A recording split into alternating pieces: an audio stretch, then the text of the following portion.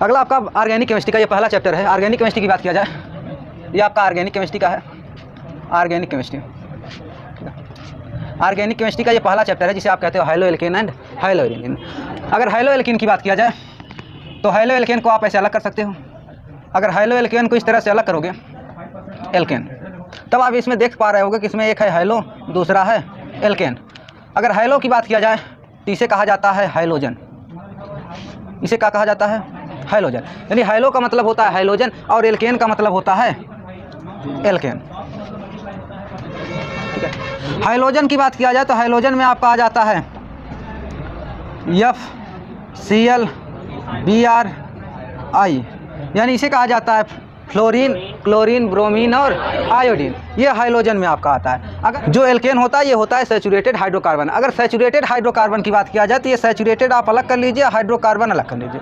अगर हाइड्रोकार्बन की बात किया जाए तो इसे जहाँ कार्बन और हाइड्रोजन रहे, यानी वह यौगिक जिसमें केवल कार्बन और हाइड्रोजन उपस्थित रहे, उसे आप कहोगे हाइड्रोकार्बन। और सैचुरेटेड किसे कहेंगे? जहाँ कार्बन और हाइड्रोजन केवल सिंगल बंध से जुड़ा रहे। जहाँ कार्बन और हाइड्रोजन केवल सिंगल बंध से जुड़ा रहे उसे कहेंगे सैचुरेटेड हाइड्रोकार्बन, यानी संतृप्त हाइड्रोकार्बन। ठीक है। अब हाइलो एल्केन क्या होता है? आपने सैचुरेटेड हाइड्रोकार्बन देख लिया। अगर सैचुरेटेड हाइड्रोकार्बन के एक हाइड्रोजन परमाणु का एक हाइड्रोजन परमाणु द्वारा प्रतिस्थापन हो जाए, यानी एक हाइड्रोजन परमाणु ये हाइड्रोजन हटे और एक हाइड्रोजन इसमें जुड़ जाए। ठीक है। जैसे यहाँ पर हाइड्रोजन था, हाइड्रोजन हट जाए और उस पर क्लोरीन जुड़ जाए, यानी एक हाइड्रोजन हटा और एक क्लोरीन जुड़ा, इसे आप कहोगे हाइलो एल्केन। ठीक है। जब सैचुरेटेड हाइड्रोकार्बन का हाइड्रोजन हटेगा और क्लोरीन जुड़ेगा तो इसे कहेंगे आप हाइलो एल्केन। ठीक है। अब इसी तरह से आपका अलग अलग से भी एक और हट सकता है। जैसे यहाँ पर एक हाइड्रोजन है, ये भी हट जाए, एक क्लोरीन और जुड़ जाए, तो भी इसे क्या कहेंगे? Haloalkane. ठीक है। लेकिन अगर संख्या 1 रहेगी तो इसे कहोगे मोनो हाइलो एल्केन, संख्या 2 हुई तो डाई हाइलो एल्केन, अगर 3 हो गई तो ट्राई, 4 हो गई तो टेट्रा। चलिए अगला ये लिखा जा रहा है, इसको बताइए कि ये क्या है? ये मोनो है कि डाई है? मोनो, एक क्लोरीन परमाणु जुड़ा है, यानी एक हाइड्रोजन परमाणु जुड़ा है, इसलिए ये मोनो हाइलो एल्केन होगा। दूसरा आपका है जैसे ये हो जाए C2H4Cl2, इसे क्या कहेंगे? डाई हाइलो एल्केन, क्योंकि इसमें 2 क्लोरीन परमाणु जुड़ा है। ठीक है। इसी तरह से आपका C2H6 न करो, Cl6 कर दो, इसे क्या कहेंगे? Hexa haloalkane. ठीक है। जैसे संख्या बढ़ती जाएगी, आप 3 के बाद आप पाली हाइलो एल्केन कर सकते हो। 1 रहेगा तो मोनो हाइलो एल्केन, 2 रहेगा तो डाई हाइलो एल्केन, 3 रहेगा तो ट्राई, 4 रहेगा तो टेट्रा। अगर 3 के बाद ज़्यादा आ जाता है तो आप पाली भी कर सकते हो, उसकी संख्या भी बता सकते हो। ठीक है। समझ में आ जाएगा? कोई समस्या? एल्केन और हाइलो एल्केन आपको समझ में आ गया। आगे चला जाए। अगर एल्केन की बात किया जाए तो इस तरह से होता है ये mono haloalkane, mono haloalkane, di haloalkane,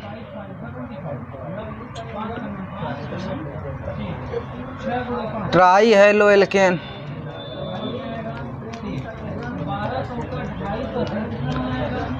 tri के बाद आप पाली हाइलो एल्केन कर दीजिए, पाली हाइलो एल्केन। अगर मोनो की बात किया जाए, जैसे CH3 हो, CH3 से एक कार्बन जुड़ जाए तो आप मोनो कहोगे, क्योंकि एक क्लोरीन जुड़ा है। ठीक है। इसी तरह से अगर इस तरह से जुड़ जाए, CH2 से Cl2, 2 क्लोरीन परमाणु जुड़ जाए तो डाई हाइलो एल्केन। ठीक है। अगर अगला इस तरह से जुड़ जाए तो इसे क्या कहेंगे? Tri high-low alkene.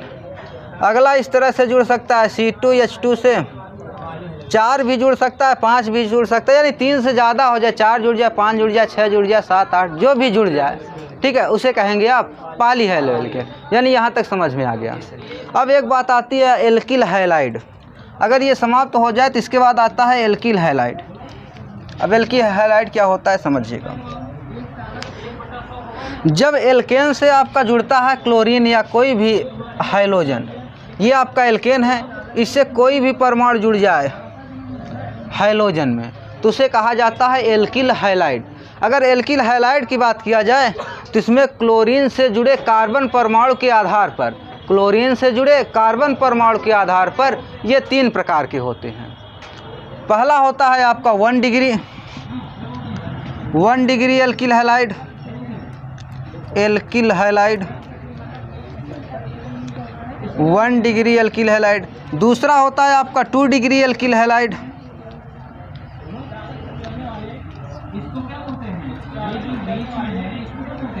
तीसरा आपका होता है 3 डिग्री एल्किल हैलाइड।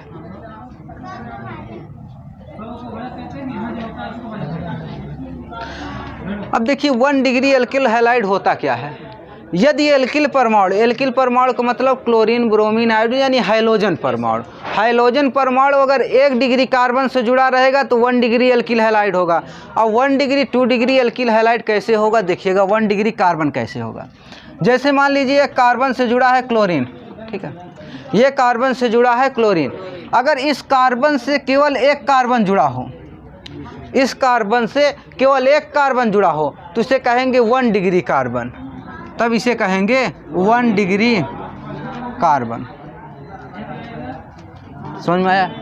यानी जिस कार्बन से हाइड्रोजन परमाणु जुड़ा हो उससे केवल एक कार्बन जुड़ा हो तो उसे कहा जाएगा 1 डिग्री कार्बन। और इससे अगर क्लोरीन जुड़ गया तो पूरे को कहा जाएगा 1 डिग्री एल्किल हैलाइड। दूसरा आपका जैसे इस कार्बन से अगर 2 कार्बन जुड़ जाएं, अगर इस कार्बन से, जिस कार्बन से क्लोरीन जुड़ा है, इससे 2 कार्बन जुड़ जाए तो इसे क्या कहा जाएगा? 2 डिग्री एल्किल हैलाइड यानी 2 डिग्री कार्बन, ठीक है। अगर इसी तरह से 3 जुड़ जाए तब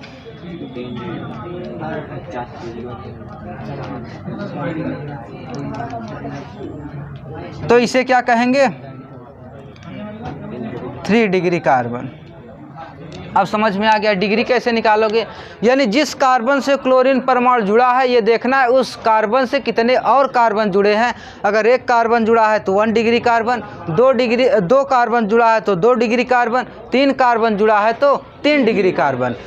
अब ये देखना है कि एल्किल हैलाइड यानी 1 डिग्री एल्किल हैलाइड कब होगा? जब 1 डिग्री कार्बन से क्लोरीन परमाणु जुड़ा रहेगा तो 1 डिग्री एल्किल हैलाइड, और 2 डिग्री से जुड़ा रहेगा तो 2 डिग्री, 3 से जुड़ा रहेगा तो 3 डिग्री एल्किल हैलाइड।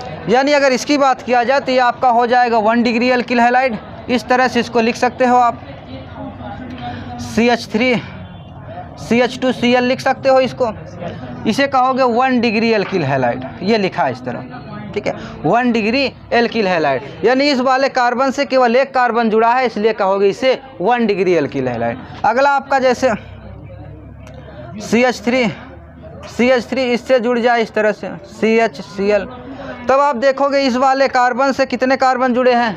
2 कार्बन, और एल्किल हैलाइड जुड़ा है तो इसे क्या कहोगे? 2 डिग्री की। समझ में आ रहा है? अगर इसी तरह से ये वाला हो तो इस तरह से जुड़ जाएगा CH3 तो इसे क्या कहोगे? तो इसे कहोगे 3 degree alkyl halide. Alkyl halide आपको समझ में आ गया। 1 डिग्री क्या होता है, 2 डिग्री क्या होता है और 3 डिग्री क्या होता है। अगर 1 डिग्री की बात किया जाए तो इसे प्राइमरी एल्किल हैलाइड भी कहा जाता है, ठीक है। 1 डिग्री को प्राइमरी कहा जाता है, इसको प्राइमरी कहा जाता है, इसको सेकेंडरी कहा जाता है, इसको टर्शियरी कहा जाता है, ठीक है। प्राइमरी को कहा जाता है हिंदी में प्राथमिक, इसको कहा जाता है द्वितीयक, इसको कहा जाता है तृतीयक। यहाँ तक समझ में आ गया। नामकरण की बात किया जाए तो हाइलो एल्केन का नामकरण 2 प्रकार से किया जाता है। एक होता है आपका कॉमन सिस्टम, एक होता है आपका कौन सा? Common system. दूसरा होता है आपका IUPAC सिस्टम। पहला होता है आपका कॉमन सिस्टम जिसे आपका साधारण या सामान्य नाम कहते हैं, सामान्य पद्धति कहते हैं। ये होता है आपका IUPAC पद्धति। अगर साधारण नाम की बात किया जाए यानी साधारण नाम की, तो इसमें जो भी हाइलो एल्केन होगा उसे एल्किल हैलाइड कहते हैं। जैसे साधारण नाम की बात किया जाए तो इसमें लिखा जाता है एल्किल हैलाइड, एल्किल हैलाइड। जैसे आपका ये हो जाए CH3Cl, CH3 में C को क्या कहा जाता है? अच्छा ये अभी आपको नहीं बताया गया। जैसे कार्बन 1 हो तो इसे क्या कहा जाता है? मेथ। कार्बन 2 हो तो 3 हो तब सबको पता है 4 हो जाए तो, 5 हो जाए तो, 6 हो जाए तो, यानी सबको पता है। ठीक है, अब देखिए यहाँ पर कार्बन संख्या 1 है तो लिखना क्या है, एल्किल। कार्बन 1 को कहा जाता है मेथ, तो यहाँ लिखोगे क्या, मेथिल। ठीक है, एल्किल लिखना है ना, मेथ को मेथ नहीं लिखोगे, एल्किल रूप में लिखोगे तो हो जाएगा मेथ, मेथिल। और ये Cl लिखा है, इसको आप क्लोरो कहते हो, और हैलाइड के रूप में लिखोगे तो हो जाएगा हैलाइड, यानी ये लिखा जाएगा आपका क्लोराइड। ठीक है, यानी हो जाएगा पूरा मेथिल क्लोराइड। अगला जैसे हो जाए C2H5Cl, तो कार्बन संख्या 2 है, 2 को कहा जाता है एथ, और एथ को लिखा जाता है एथिल, और लिखोगे क्लोराइड। मान लीजिए कार्बन संख्या 3 हो गई तब, ठीक है, मान लीजिए कार्बन संख्या 3 हो गई तब, 3 को आप प्रोप कहते हो, तो इसे लिखोगे आप प्रोपिल, और ब्रोमीन जुड़ा है तो आप लिख दोगे ब्रोमाइड। अब मान लीजिए 4 हो जाए तब,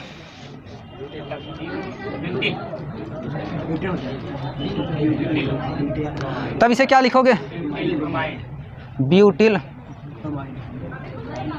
ब्यूटिल ब्रोमाइड। इतने में किसी को समस्या? साधारण नाम में आप लिखोगे एल्किल हैलाइड, एल्किल हैलाइड में अगर मेथ रहेगा तो मेथिल क्लोराइड, एथ प्रोप रहेगा तो प्रोपिल, एथ रहेगा तो एथिल, ब्यूट रहेगा तो ब्यूटिल, यानी उसमें इल जोड़ दोगे, हो गया, साधारण नाम हो जाएगा। लेकिन वही अगर IUPAC नाम लिखा जाए तब IUPAC नाम में इसे लिखा जाता है हाइलो एल्केन, हाइलो एल्केन। ठीक है, हाइलो एल्केन में जैसे मान लीजिए CH3Cl हो, CH3Cl हो, तो हाइलो एल्केन में इसका नाम कैसे लिखोगे, पहले आप लिखोगे हाइलो, हाइलो का मतलब हाइलोजन का नाम, फिर आप लिखोगे एल्केन का नाम। हाइलोजन में हाइलो कौन सा है, क्लोरो, Cl है तो इसे लिखोगे क्लोरो, और एल्किल कौन सा है, मेथेन, तो आप लिख दोगे मेथेन।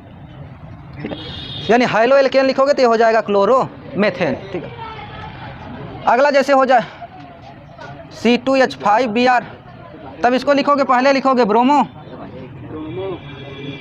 के बाद एथेन। अब मान लीजिए इस तरह से आगे बढ़ जाए कारवा, तब CH3 CH2 CH2 CH2 Br जुड़ जाए, तब इसको क्या लिखोगे, पहले तब नंबरिंग करोगे, 1 2 3 और 4 कार्बन है, 4 कार्बन को क्या कहा जाता है, प्रोपेन, ब्यूटेन कहा जाता है, प्रोपेन कहा जाता है, ब्यूटेन कहा जाता है। 4 कार्बन को क्या कहा जाएगा, ब्यूटेन, तो आप लिखोगे पहले ब्रोमो, अब ब्यूटेन लिखा है तो आप ब्यूटेन लिख दोगे। ठीक है, मान लीजिए इसी तरह से 5 हो जाए तब, तो पेंटेन हो जाएगा, जैसे CH3 CH2 CH2 CH2 CH2 CH2 Br, तब इसे क्या लिखोगे, कार्बन संख्या 1 2 3 4 कितनी है, 5 है, 1 2 3 4 5 6 है, तो क्या लिखोगे, ब्रोमो हेक्सेन, यानी नामकरण आपको आने लगा। नामकरण में किसी कोई समस्या नहीं है। आगे चला जाए, इसके बाद आपका आ जाता है आइसोमेरिज, आइसोमेरिज जिसे हिंदी में कहा जाता है समावयवता। अगर हाइलो एल्केन की बात किया जाए तो हाइलो एल्केन में समावयवता केवल 2 प्रकार की पाई जाती है। हाइलो एल्केन की बात किया जाए तो इसमें समावयवता केवल 2 प्रकार की पाई जाती है। पहला होता है चैन आइसोमेरिज्म,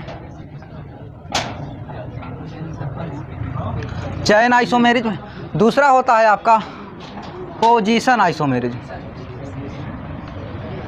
पोजीशन आइसोमेरिज्म। ठीक है, पहला आपका है चैन आइसोमेरिज्म, दूसरा पोजीशन आइसोमेरिज्म। चैन आइसोमेरिज्म की बात किया जाए तो इसे कहा जाता है आपको हिंदी में श्रृंखला समावयवता, श्रृंखला समावयवता, और इसे कहा जाता है आपका स्थिति समावयवता, स्थिति समावयवता। अब श्रृंखला समावयवता क्या होती है इसको समझिएगा। यदि यौगिक का अणुसूत्र समान हो, यानी जो भी यौगिक हो यहाँ पर उसका अणुसूत्र समान हो, जब उसकी संरचना बने तो कार्बन की श्रृंखला में परिवर्तन हो जाए। यौगिक का अणुसूत्र समान हो और जब श्रृंखला बने तो कार्बन की श्रृंखला में परिवर्तन हो जाए तो उसे क्या कहेंगे, श्रृंखला समावयवता। जैसे देखिएगा, मान लीजिए आपका ये कोई एक यौगिक है, ठीक है, ये आपका यौगिक है जिसका नाम क्या है, क्या नाम होगा इसका, ब्यूटेन। इसका नाम क्या है, ब्रोमोब्यूटेन। अब इसकी अगर श्रृंखला बनाई जाए तो इस तरह से इसकी श्रृंखला बनेगी। ये हो जाएगा आपका CH3 CH2 CH2 CH2 Br एक है। अगर इसकी दूसरी श्रृंखला बनाई जाए तो इस तरह से बन जाएगी CH3 CH CH3 CH2 Br। अब आप देख पा रहे होंगे यहाँ पर भी कार्बन संख्या 4 थी, यहाँ पर भी कार्बन संख्या 4 है, लेकिन आप देखेंगे इस कार्बन की श्रृंखला में परिवर्तन हो गया। यहाँ पर ये कार्बन जो है 4 की श्रृंखला थी, लेकिन यहाँ पर कितने की हो गई है, 3 की हो गई, एक श्रृंखला ऊपर चली गई है, यानी पार्श्व श्रृंखला जुड़ गई है। तब इस स्थिति में इसका नाम तो वही होगा, इसे लिखोगे आप ब्रोमो ब्यूटेन 1, ब्रोमो ब्यूटेन 1, इसका नाम लिखोगे तो ब्रोमो ब्यूटेन 1 हो जाएगा। लेकिन इसका नाम लिखोगे तो हो जाएगा आपका 1 2 पर जुड़ा है मेथिल, तो आप लिखोगे 2 मेथिल, और ये क्या हो जाएगा, ब्रोमो प्रोपेन। देखिए दोनों का अणुसूत्र समान है, इसका भी अणुसूत्र समान है और इसका भी अणुसूत्र समान है, लेकिन कार्बन में श्रृंखला के कारण दोनों के गुणों में अंतर मिल गया। इसका गुण दूसरा है, इसका नाम बदल गया, इसका दूसरा है, इसका नाम बदल गया। यानी जब श्रृंखला में परिवर्तन के कारण गुणों में अंतर मिले तो उसे क्या कहा जाएगा, श्रृंखला समवायता। ठीक है, अगला है आपका स्थिति समवायता। स्थिति समवायता क्या होती है समझिएगा। जैसे ये हो गया आपका CH3 CH2 CH2 Cl, इसको आप लिखोगे CH3 CH Cl CH3। देखिएगा इसमें आप देखोगे तो इसका अणुसूत्र समान है, अणुसूत्र जो इसका है वही अणुसूत्र इसका है, जो इसका है वही अणुसूत्र इसका है। लेकिन आप देख पा रहे होंगे किसके अणुसूत्र में कार्बन की श्रृंखला में क्लोरीन लास्ट में जुड़ा है, लेकिन यहाँ पर कार्बन की श्रृंखला में क्लोरीन बीच में जुड़ा हो। यानी जब क्लोरीन की स्थिति बदल जाए, श्रृंखला में जब क्लोरीन की स्थिति बदल जाए, तब इस तरह से गुणों में अंतर मिले तो इसे कहा जाएगा आपका स्थिति समवायता। समझ में आ गया। यानी यहाँ पर केवल कार्बन की श्रृंखला में परिवर्तन हुआ है, यहाँ पर श्रृंखला सीधी थी, यहाँ पर श्रृंखला ऊपर हो गई है, तो आप कहोगे श्रृंखला समवायता। जब क्लोरीन की स्थिति में, यानी जो भी समूह जुड़ा रहेगा, यहाँ क्लोरीन जुड़ा है, ब्रोमीन भी जुड़ सकता है, अल्कोहल समूह, कोई भी समूह जुड़ा रहेगा, जो समूह जुड़ा रहेगा उसकी कार्बन श्रृंखला में स्थिति बदल जाए, यानी यहाँ पर लास्ट में जुड़ा है, यहाँ पर मध्य में जुड़ गया है, जब स्थिति बदल जाए तो उसे कहा जाएगा स्थिति समवायता। ठीक है, कोई समस्या इतनी नहीं। आज यहीं तक, इसके आगे